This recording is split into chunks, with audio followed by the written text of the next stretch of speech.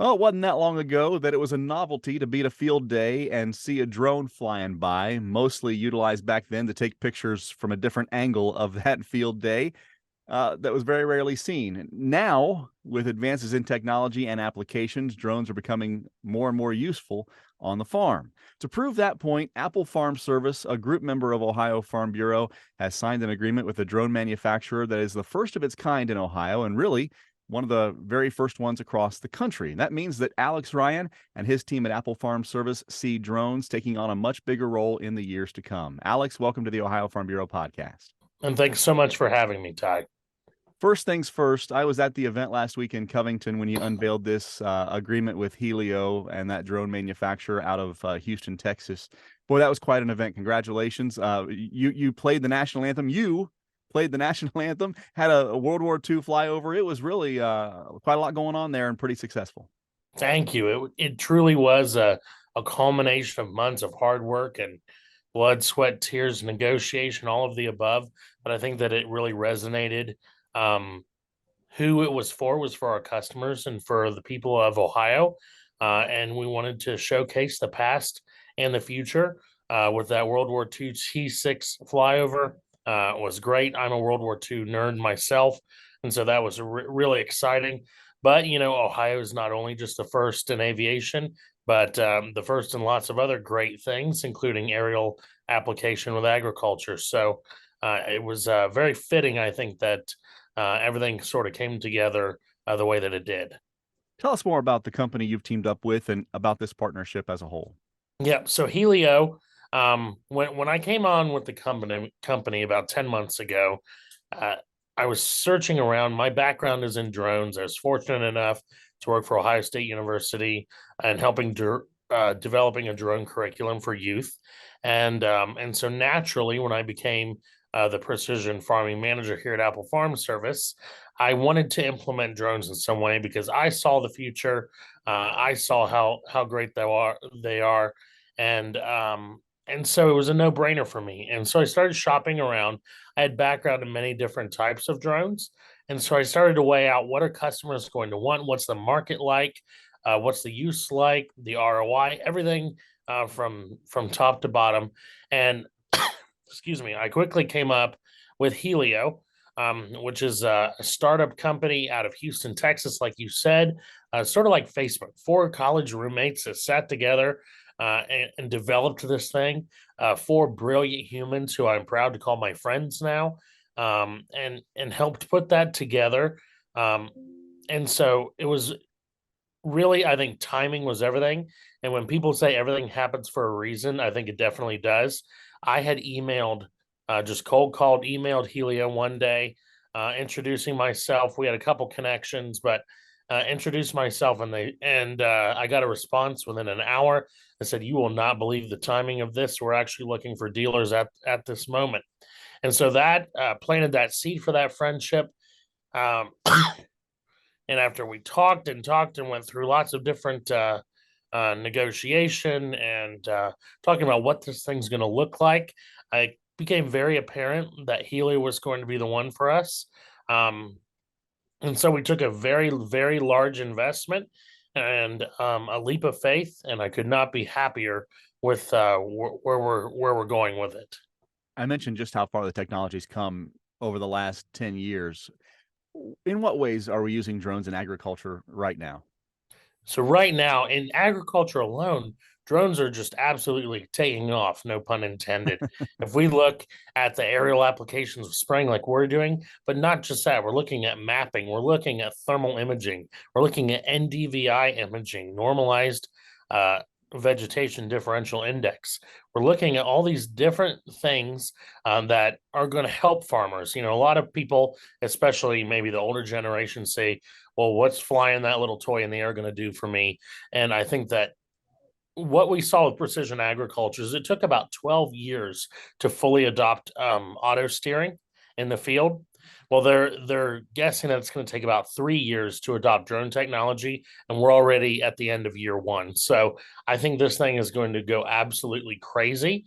I'm here for it because I think it's exciting, and what I think is very interesting is people call me all day, every day, talking about these drones, and but as soon as they see one, that is the biggest selling point. And you saw them last Friday. They're extremely impressive when they take off. There's this sort of excitement that you get, and then that's just the start of it. Then you start to look what it can do for our operation. What can we do to maximize efficiency, save money, and it does just that. I am impressed with just how fast it has become from a novelty to a necessity on the farm. You talk about the wet falls that we've had where you can't get cover crops planted, or a wet spring like we've had so far. We're drying out now, but when you can't get those weeds killed at a proper time before planting season, these drones are solving a lot of problems. Absolutely. And if we look at even from a compaction standpoint, we know that less compaction on that field, the better. So that's one less pass that we have to do. That's less crops that are damaged in the meantime by running them over. We can now get the essential products to those plants when they need it, exactly when they need it, where they need it, and not worry about how far emergence we have. And so especially with corn and post-emergence fungicide application, it's an absolute game changer. And a lot of people say, "Oh, you're trying to replace the self-propelled sprayer." That's simply not it. Right now, drones cannot, with the capacity, replace that self-propelled sprayer. That's still a necessity. We cannot replace side dressing. We can't knife into the soil yet. But where it does come in handy is where those crop dusters and helicopters were seen, and now we're providing a safer, efficient, and economical alternative to those options. Yeah, you mentioned economical, and I want to talk about that, but also just the accessibility from a rules and regulation standpoint. But we'll start with that price point perspective. Where are we there with this drone technology compared to where we were 10 years ago? So the price point, especially, and that's the first question people ask me: how much is it? And it's sort of a loaded question. I think if we look at 10 years ago, this technology wasn't even there. And if it was very, very, very expensive because of the unknowns. If we look at now, our price point, and we carry four different models of drones ranging from 2.6 gallons all the way up to 18 gallons. And that price point is going to range from around that $20,000 mark up to the $80,000 mark, which sticker shock definitely hits you at first. But um, if we look into it, that's not just the drone. That is a kit of the essential batteries, the chargers, the training, the regulation, the regulatory onboarding process, as well as spare parts and service from us. So it's not just a bare bones drone. There's a lot that goes into that. And I think that one of the most daunting thing, like you mentioned, can be the regulatory onboarding and the red tape, if you will, around it can be very intimidating, but it really, really isn't that bad. Especially for us because we've done it a few times now. It I wouldn't think that, or I would hope that it would not deter people from going about this route. It used to be you actually had to pretty much be a FAA pilot in order to put these things in the air. Not so much. We're starting to loosen up a little bit on those regulations. Right. And one, I think the drones in general have been sort of like the Wild West, and no one really knew what the answer was. So let's just put all the answers. But then there was nobody to regulate it or monitor it. So it's sort of like a lot of different things going on. And it used to be that you had to be a full fledged pilot to do this. But what we found out is about 5 years ago they started to really loosen things up and think about this from a more logical approach. And now, and I say now because it changes as the time goes on. It feels like to apply chemicals right now, you need three major things. You need your FAA Part 107, which is a basic drone license that anybody at the age of 16 can get. And if you're going to fly drones, even if you're just doing it for a hobby, I encourage you to get it. It's really not that difficult. There's lots of great resources out there, and Apple Farm Service is currently in the development stage of developing our own curriculum for this type of thing. You take you study everything, you take the test. It's $175. There's lots of testing sites. Every major airport has testing sites. And that's it. If you pass that, you're then good to go for the next step, which is the Part 137 exemption, which is essentially just a piece of paper that says I'm going to use this for agricultural use, and the reason that they do that is so um, you're operating a fairly large machine at that point using chemicals, and so the FAA wants to know what that use is going to go for. And then finally your state chemical license, which the majority of farmers already have because of their chemical applications. Visiting with Alex Ryan this week on the Ohio Farm Bureau podcast. His team at Apple Farm Service just signed a service agreement with Helio, a retailer agreement too, one of the first of its kind across the country. Before your event last Friday, you and I, government and community leaders, all got together and had a sidebar conversation when it comes to policy and some of the things that we need to look at as this technology moves forward. Do you see your company getting into some more of those off-farm efforts, the policy and education, as you get into the drone technology world? I think that in order to be an effective company in today's world, you have to wear multiple hats. And that is one hat that we are definitely going to take on. Um, our mission is not just to sell the product, but to service the product and to represent the product. And so, policy and education efforts are a huge effort that is going to be advancing and continues to advance within Apple Farm Service. That's something that we don't take lightly. And the reason that we had that roundtable discussion with those leaders is it's not just about the local government. It goes all the way to Washington, D.C., because we're in that era right now where everything's changing. Everything is evolving, and we want to be on the front end of that. And because as of right now, nobody else is in the dealer aspect. If we look at it, we are very fortunate with the Helio contract. We're the exclusive dealer for them for most of Ohio, most of Indiana, northern Kentucky, and southern Michigan. So we have a very large area to cover and a lot of different interests and different types of customers as well, not just the farmer, but if we look at golf courses and parks and recreation and railroads and all sorts of different applications that have different interests in this. And so I think it's our job to not only educate those people about it and the general public about it, but to be on that front step of we're going to help write that policy because we're the ones that are doing it. It is a fast-moving part of technology and an even faster-moving part of agriculture, and policies will need to be talked about as this technology moves at a pretty quick clip. And with that, where do you see drones in agriculture in the next 5 or 10 years, Alex? I think it's going to absolutely take off. I mentioned earlier that it's going to take 3 years to fully adopt drones onto the farm. And once they're fully adopted, they're going to take off even more. I think it's going to be an exciting time in drone aviation here in the next 5 to 10 years. I think that the drones will not necessarily get larger, but capacity and batteries are going to be a thing that are going to change the future with the implementation of not just the Intel factory just on the other side of Columbus, but other tech companies that are worried about batteries. That's going to be huge for us, especially in the drone world, because that is the one limiting factor with drones is battery life. And so once that increases, the drones are going to increase as well. I think we're going to see different types of applications. Last year at Farm Science Review, we saw the manned drone, sort of where we're controlled by a human inside of that. I don't think we're going to so as much see that, but we're going to see more and more applications. And as this stuff becomes more education available, farmers are going to be a lot more apt to adopt it on their operations.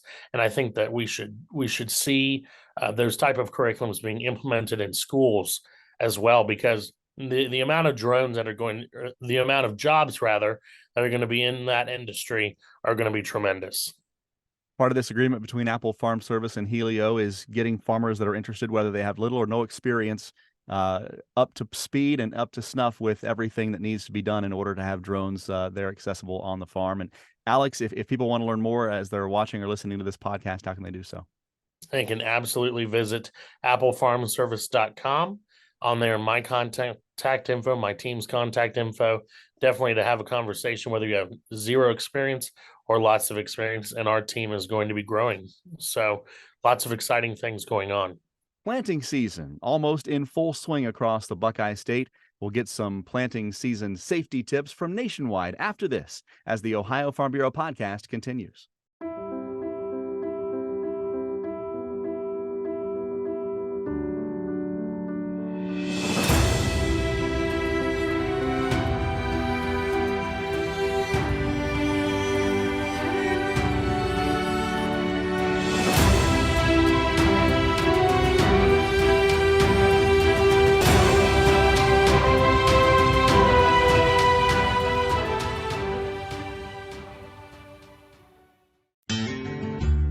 Find out how Nationwide Agribusiness can help you grow your business. Get to know the people with the experience and knowledge to help you.